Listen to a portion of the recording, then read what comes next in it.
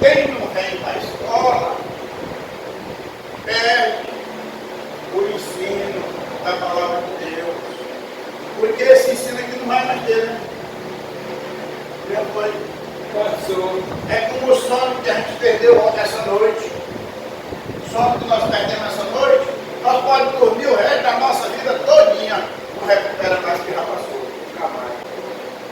Então, irmão, esse ensino de hoje, essa lição, ela está falando, você e eu, nós, somos sacerdotes na nossa casa. Infelizmente, irmão, hoje, tem pai de família e mãe de família que não pode falar dentro de casa que o filho fala mais alto. E você não pode disciplinar porque a lei não permite. Né? Mas, desde o início, o pai de família é o sacerdote da casa, da família, vai botar tudo no lugar, vai dar os conselhos, para dirigir os filhos. Infelizmente, o mundo está dessa forma.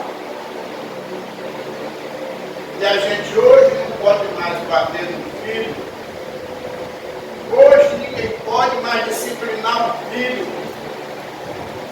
O filho é que tem que falar alto, o pai não pode falar porque a lei não permite. Entendeu? É desse jeito. Mas a palavra de Deus, a Bíblia Sagrada, ela ensina nós, crentes, pai de família, a ensinar, instruir a nossa família dentro da nossa casa. E a palavra de Deus, ela não muda. Ela é imutável. Ela é inerrante. Entendeu? Na palavra de Deus não contém erro. Porque a palavra de Deus, ela foi e é divinamente inspirada. Né? É divinamente inspirada. Então o homem tenta mudar. O homem tem tentado mudar as coisas que Deus deixou. Mas Deus, ele vai fazer uma surpresa quando ninguém estiver esperando. Vai arrancar. Ele vai arrancar a igreja dele daqui. Ele vai arrancar a igreja no abrir e fechar de olho. Ele vai arrancar a igreja num instante, num piscar de olho. A igreja não está mais aqui. Desde o início, que o povo tentaram parar, tentaram desfazer, tenta mudar, tenta fazer de outro jeito, mas não dá certo. Dá certo é do jeito que o Espírito Santo inspirou. Porque a Bíblia, a própria Bíblia, ela diz que a palavra de Deus é divinamente inspirada. A palavra de Deus, irmãos, não é pensamento humano, não é discernimento humano. A palavra de Deus é inspirada pelo Espírito Santo. Por isso que é inerrante. Por isso que não contém erro. Por isso que ela é imutável. Muita gente está pensando e falando que vão mudar, que vão reformar a palavra de Deus. A palavra de Deus não precisa reforma. Não. A palavra de Deus é ontem, hoje e sempre. Ela toda manhã ela se renova. Não precisa de mudança. Ela mesma se renova. Todo crente sabe que ele, na casa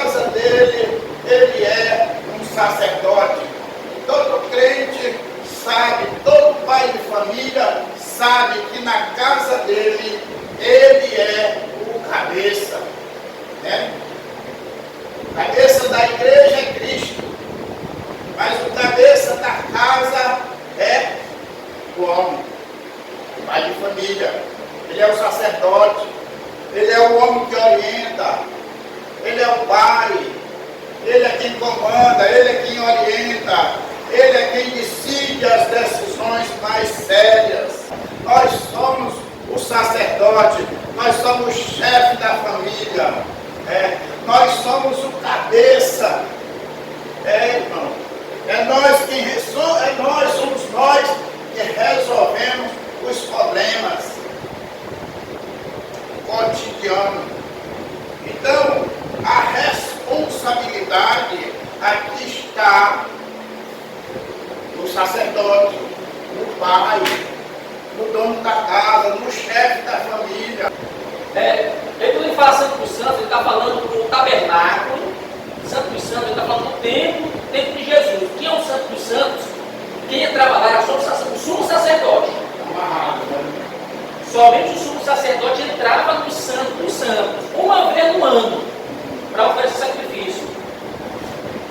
Só que aí ele está dizendo o seguinte: tendo, pois, ousadia, né, para entrar no santuário, que no caso aí é o Santo dos Santos. Ele está falando para os crentes, irmão. Ele está falando para você e para mim. Nós temos ousadia para entrar no Santo dos Santos, no santuário. Isso que era um lugar que somente um homem podia entrar, que era o sumo sacerdote. Agora você e eu somos sacerdotes e podemos entrar no Santo dos Santos, no lugar oculto, no lugar coberto, que somente um homem entrava. Agora qualquer crente pode entrar até a presença de Deus, pelo vivo caminho que ele nos consagrou. Quem é ele aí? É Cristo. Pelo véu, isto é, pela sua carne. A Bíblia diz que quando ele morreu, o véu que separava o santo dos santos, ele se rasgou. Na cruz, a carne de Jesus foi o quê? Rasgada. Significa o quê? Que agora você e eu temos acesso direto a Deus. Rasgou a parede. Rasgou, era uma espécie de cortina que tinha entre o santo lugar e o Santo dos Santos. Aí quando Jesus deu para o Pai, está consumado, o véu se rasgou de alto a baixo. Entendeu? De alto a baixo.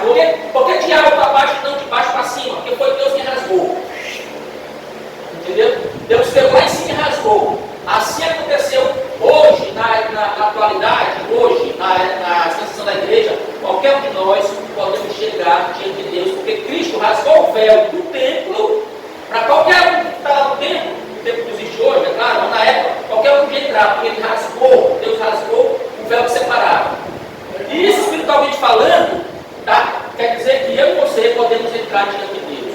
O irmão Frank leu o seguinte: na igreja católica, o Papa é o vigário, isso é, ele é o representante de Cristo na terra, e somente pode chegar a Cristo quem passar por ele.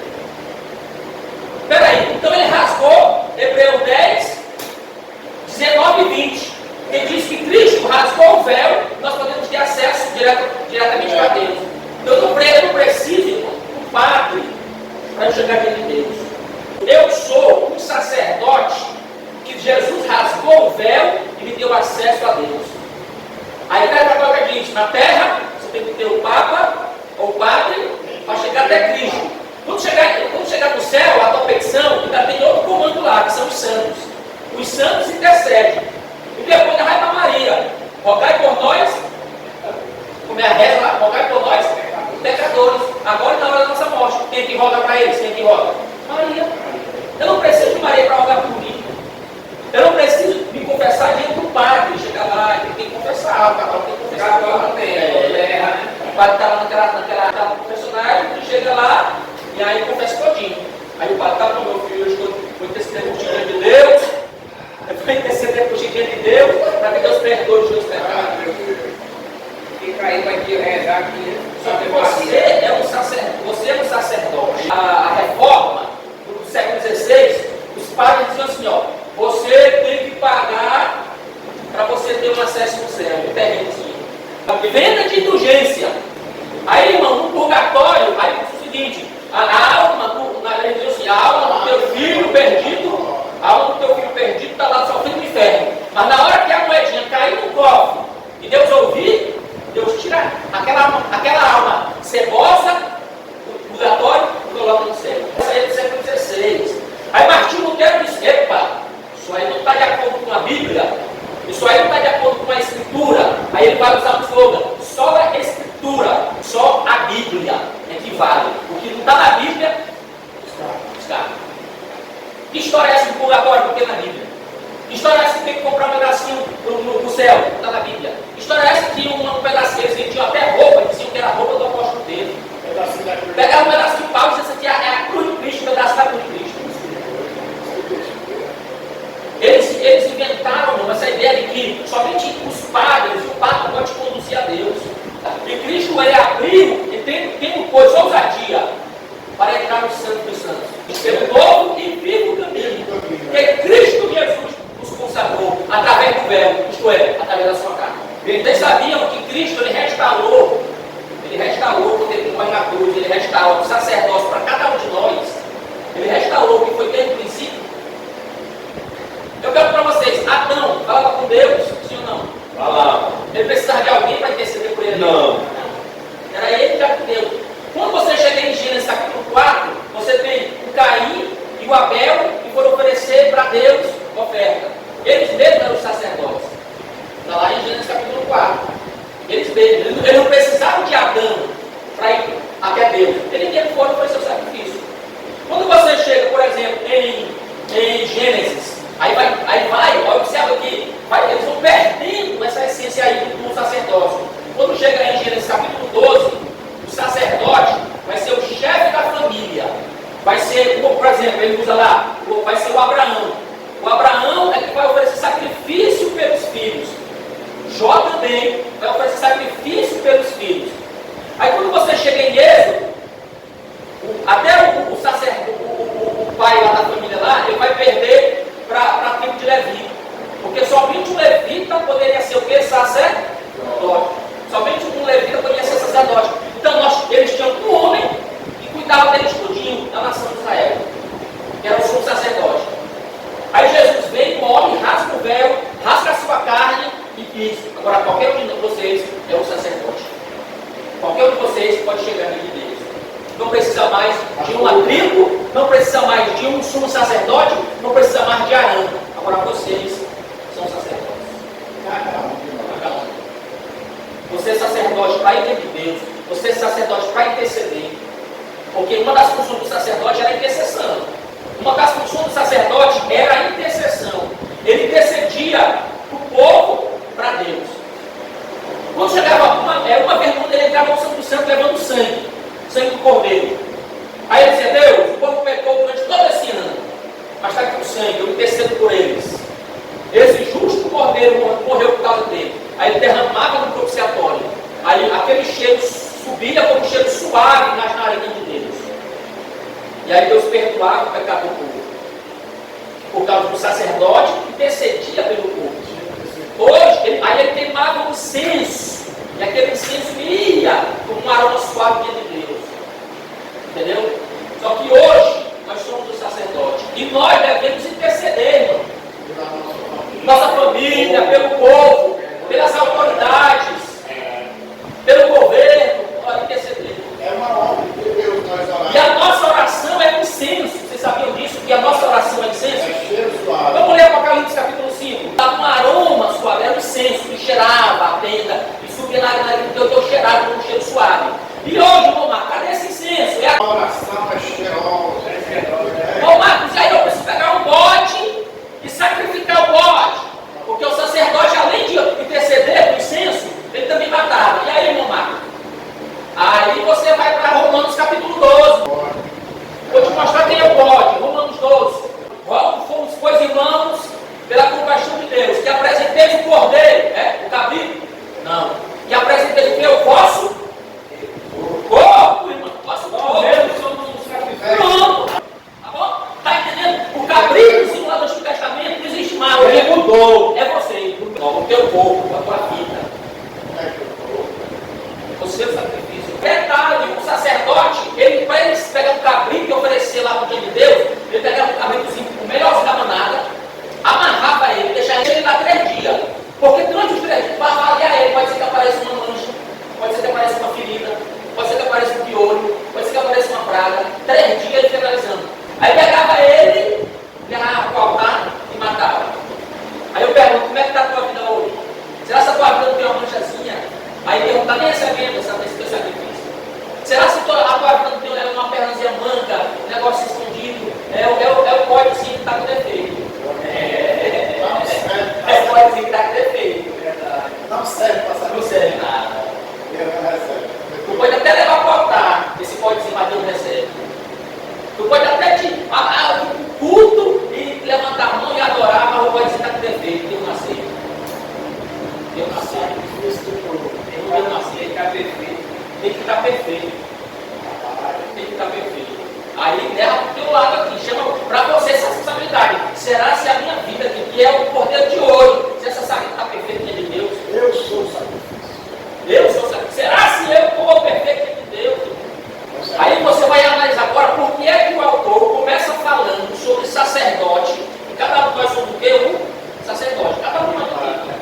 Tu é mesmo um sacerdote. Uma pessoa que é um sacerdote. Entendeu? Só que no aspecto familiar, o senhor está certo, no aspecto familiar, o pai de família, ele é o sacerdote do lar. Ele ali ele intercede pelos filhos, pela esposa, pela família. Ele é ali que é o chefe. Só que no âmbito espiritual e da igreja, cada um é um sacerdote. O homem e a mulher tem que ser sacerdote. Você não precisa de ninguém para te conduzir a Deus. Você pode realmente chegar até Deus através de Cristo, que ele abriu um novo e vivo caminho. Agora ele vai entrar no segundo ponto. Primeiro ele fala disso tudo, para depois ele entrar no segundo ponto, que é a estrutura ministerial do Novo Testamento.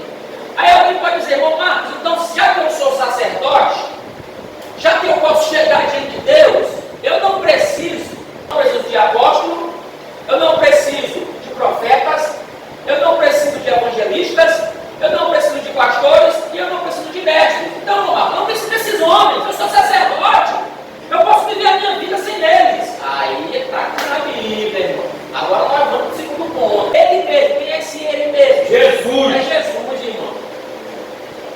Quem deu foi Jesus. Se Jesus deu o pastor, se Jesus deu o mestre, se Jesus deu o evangelista, ele sabe que nós precisamos. Ele sabe que eu e você precisamos de um pastor. Porque se não fosse, ele não daria. A uns pôs Deus na igreja. Ele mesmo deu uns para apóstolos, profetas, evangelistas, pastores e mestres. Foi Deus que deu. Para que, irmão Marcos? Aí vai explicar no 12, né? 12. Querendo, quem que quer? Deus. Quem que quer? Jesus. Querem que o aperfeiçoamento. Porque sem esses dons aí, irmão, sem esses homens, você não vai se aperfeiçoar. Para a edificação do corpo de Cristo. Se ficar só um dizendo, eu sou sacerdote, não preciso disso aqui, eu sou sacerdote, não preciso do pastor, não preciso do mestre, não vai haver crescimento, não vai haver ordem, vai haver desordem. Uma igreja, uma congregação que não tem dirigente, não tem pastor, fica uma bagunça, fica uma baderna. Tem que ter um Aí ele pôs esses homens na igreja para colocar ordem, para buscar o aperfeiçoamento e o crescimento do corpo. não tem que ter o líder, né? Tem que respeitar o teu pastor, respeita o teu líder, respeita o teu dirigente. Até que cheguemos. Aqui na terra você não chega nunca. Então você vai precisar dele sempre. Tu só vai chegar à estatura perfeita, completa de Cristo quando tu chegar no céu. Até que cheguemos. Então é até no céu. É por isso que Hebreus fala que os pastores prestarão conta diante de Deus das ovelhas. Primeiro, quem colocou foi Deus. Se ele colocou, porque ele sabe para que, porque ele sabe que precisa. Aí ele explica porque a gente precisa. Aí ele fala lá, aperfeiçoamento e crescimento do corpo de Cristo. Tudo é visando o corpo. Tudo é visando a igreja. Aí aqui entra outro detalhe. Tem pastor querendo ser dono de igreja. Pastor não é dono de igreja. Tem pastor querendo ser ditador na igreja. Pastor não é para ser ditador na igreja. Ele que dita, ele é o ditador com mão de ferro. Tem pastor que o irmão tem medo dele, a ovelha tem medo dele, está errado. Para que é que serve o pastor, conforme ele deu? Para o aperfeiçoamento e crescimento do corpo. É para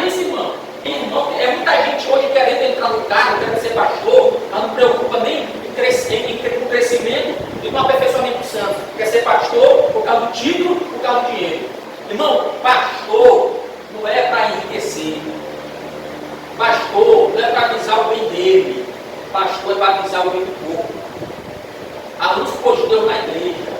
Quem coloca o pastor, quem coloca o homem de Deus na igreja é Deus. É Deus. Detalhe, pastor não é cargo, pastor não é função, pastor não é ofício, pastor é dom, irmão. Pastor é Deus que capacita para ser um pastor. Por que tem igreja aí que o camarada que quer pastor entra e não dá todo 2 meses aí que já se acaba? Ele acabou com uma área, acabou com a igreja, é porque não tem um dom, ele tem um título, mas não tem um dom. E o título, você recebe o título até pela janela. O teu pai, o pai é pastor, vai te consagrar pastor. Ah, eu sou genro do pastor, vai te consagrar pastor. O título tu pode até ganhar comprando.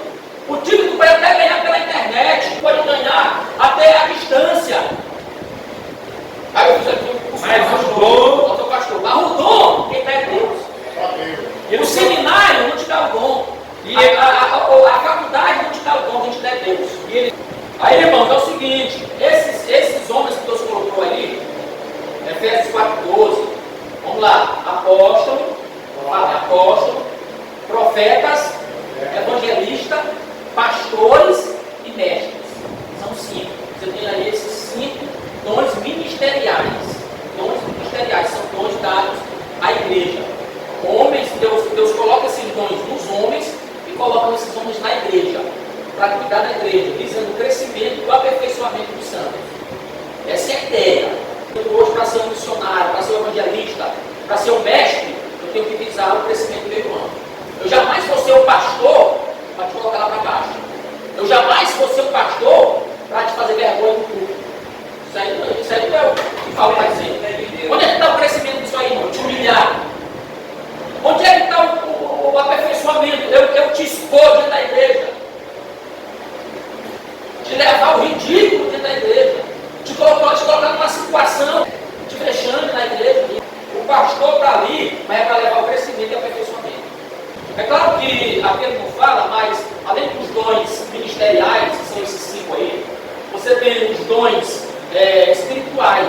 Os dons espirituais são diferentes dos dons ministeriais. Os espirituais, está lá em 1 Coríntios 12, que são 9. Aí você tem lá dom de interpretação de línguas, dom de profecia, discernimento do espírito, palavra de sabedoria, palavra de conhecimento, dom da fé, dom de operação de maravilha, dom de curar. Esses são dons espirituais que cada um de nós aqui podemos ter. Deus pode dar para nós esses dons, entendeu? Cada crente pode ter. Agora, o dom ministerial é Deus dá para os homens específicos, para eles liderarem a igreja, para o crescimento da igreja. Ele sabe quem é. Só porque eu tenho um dom de profecia ou de interpretação de língua, eu não estou capacitado para conduzir a igreja. Porque isso aí não é um dom ministerial. Isso aí é um dom espiritual. Além desses dons ministeriais, que são 5, e espirituais, que são 9, você tem os dons de serviço. Que está lá em Romanos capítulo 12. Você vai lá em casa, Romanos 12. Dom de serviço, que é ensinar, que é hospedar as pessoas, que é de repartir, camarada tem uma liberalidade para distribuir. É um dom. Tem Efésios 4, dom ministerial. 1 Coríntios 12, tem os dons espirituais. E Romanos 12, você tem os dons de serviço.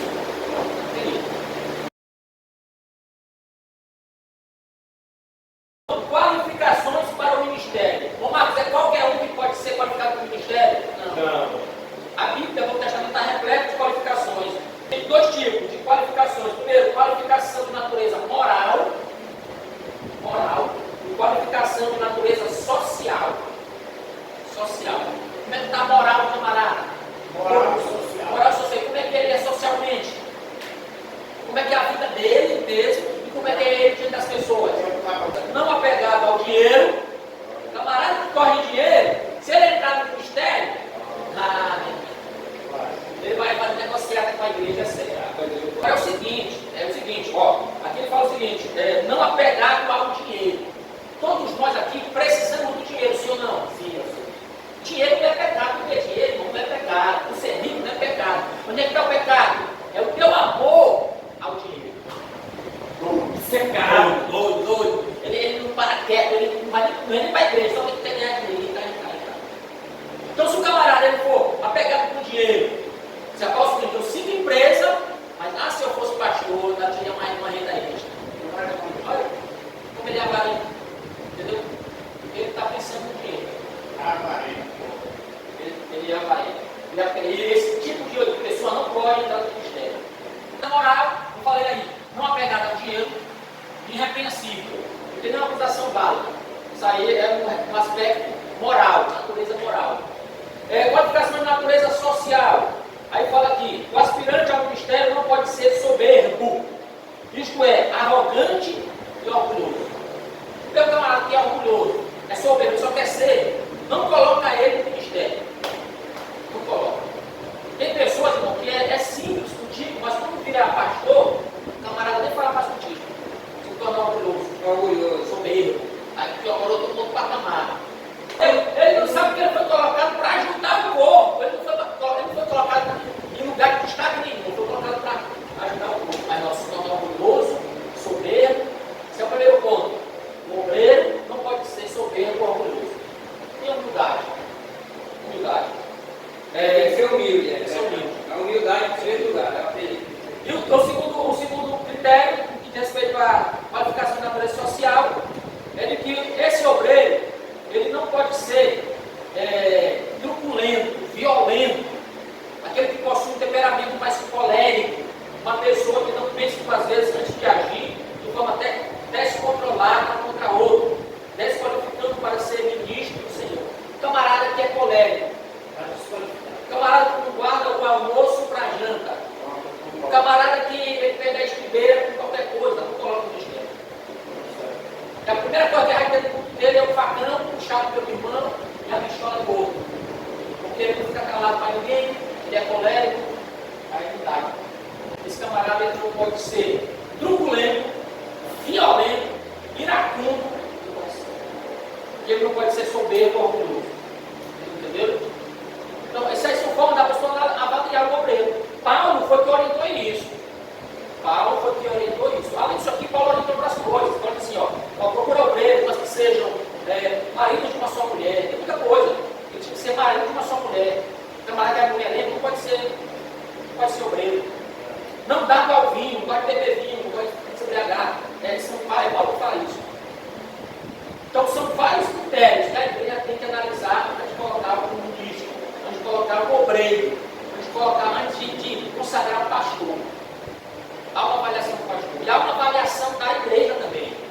Entendeu? Porque, irmão, o que aprova o teu ministério, quem sabe do teu ministério, primeiro é você mesmo, que sabe do teu chamado. Segundo, a comunidade onde você vive, a igreja. A igreja olha para você e diz, rapaz, isso aí é um homem de Deus, isso aí é um pastor, isso aí é um ensinador, isso aí é um obreiro de Deus, isso aí dá para ser isso aqui. Porque a igreja que vai te julgar é a igreja. Quem sabe do que você é a igreja. É por isso que lá em Atos 6, os apóstolos disseram assim, escolhei entre vós, homens, porque quem conhece é a igreja, escolhei entre vós homens de boa reputação, cheios de fé, cheios do Espírito Santo. Então, quem conhece é a igreja. Então, na igreja, quem te conhece, primeiramente, quem te conhece melhor é a tua mulher, mas depois te conhece melhor, quem contigo, mas em segundo lugar, é a comunidade, a congregação te conhece. Amém? Então, finalizo dizendo aqui que nós temos os ministérios na igreja. Nós temos os pastores, nós temos os mestres, os evangelistas, todos eles estão na igreja para cuidar da igreja. Bem?